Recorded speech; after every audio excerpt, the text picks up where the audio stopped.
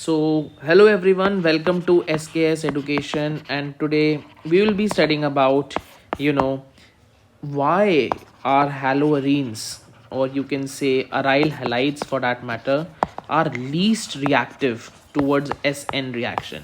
SN reaction तो आपको पता है, SN is nucleophilic substitution reaction. तो हम बात कर रहे हैं aryl halides की, ठीक है. aryl halide क्या है? This. ये तो पता है हमको, ठीक है. इसका सबसे पहला इफेक्ट होता है, सबसे पहला जो है दैट इज रेजोनेंस इफेक्ट, ठीक है. रेजोनेंस इफेक्ट की वजह से क्या होगा कि आपका जो कॉन्जुगेटेड पेयर है ना, ये बारी बारी से ये सारे इलेक्ट्रॉन्स इसमें रेजोनेट करेंगे, जिसकी वजह से this bond will be slightly double bond. So we can say that this bond is a partial double bond in nature. तो क्या होगा, इसकी स्ट्रेंथ बढ़ेगी, जिसकी वजह से जो इनकमिंग न्यूक्लियोफाइल है, सपोज आपके पास OH माइनस है फॉर दैट मैटर, इसके अपने क्लाउड्स की वजह से this will repel. This is the first reason.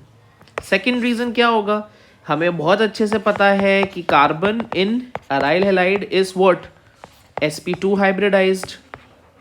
sp2 hybridised है, that means 33% of s character है, जिसकी वजह से क्या होगा, बॉन्ड लेंथ जो होगी CX बॉन्ड की वो क्या होगी, शॉर्ट, जिसकी वजह से बॉन्ड स्ट्रॉन्ग होगा.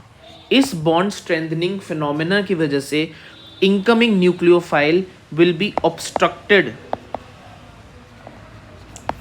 And the forces will not be strong enough. That is why, अगर आपको अच्छे से याद हो, हम डाउस प्रोसेस जब भी करते हैं न्यूक्लियोफिलिक सब्स्टिट्यूशन का इन एराइल हैलाइड, जब हम इसको ये बनाते हैं, फिनॉल बनाते हैं, कैसे करते हैं, हम एक स्ट्रॉन्ग बेस डालते हैं. जनरली हम KOH या NaOH यूज करते हैं. हम इसको हीट भी करते हैं एट समवेयर अराउंड 600 केल्विन, और फिर उसके ऊपर हम इसमें ना प्रेशर भी लगाते हैं, because of this reason, that is strong S character of carbon atom. Third reason क्या होगा हमारा, फिनाइल कार्बोकेटायन जो है, फिनाइल कार्बोकेटायन वो बहुत वीक होता है, वीक एंड अनस्टेबल. भाई बहुत नेचुरल सी बात है कि जो आपकी बेंजीन रिंग है ना, वो इलेक्ट्रॉन विड्रॉइंग होती है in nature. It's kind of an electron withdrawing group. तो अगर इस पे पॉजिटिव चार्ज डाल दोगे आप, मीन्स इसके पास इलेक्ट्रॉन्स नहीं है, ठीक है. यहाँ पे एक इलेक्ट्रॉन खाली है बिकॉज कार्बन का एक बॉन्ड खाली है.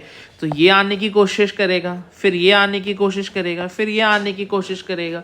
तो ये अपनी एनर्जी इतनी ज़्यादा कर लेगा that it will become too unstable and it will immediately form what, aryl halide again.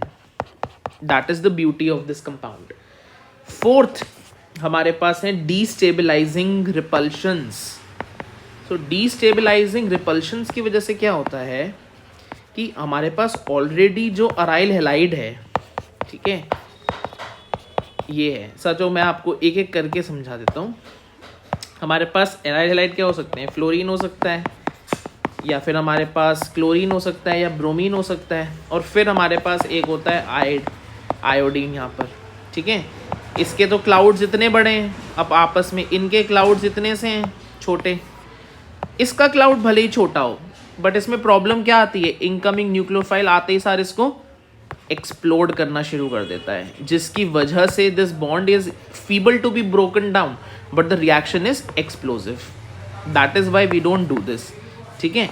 इस केस में क्या होगा, जो इनकमिंग न्यूक्लियोफाइल के इलेक्ट्रॉनिक क्लाउड्स हैं वो आपस में ही इतना रिपेल करेंगे एक दूसरे को that the forces of interaction between this and this will not be strong enough to break the bonds in the nucleophilic and aryl halide bonds.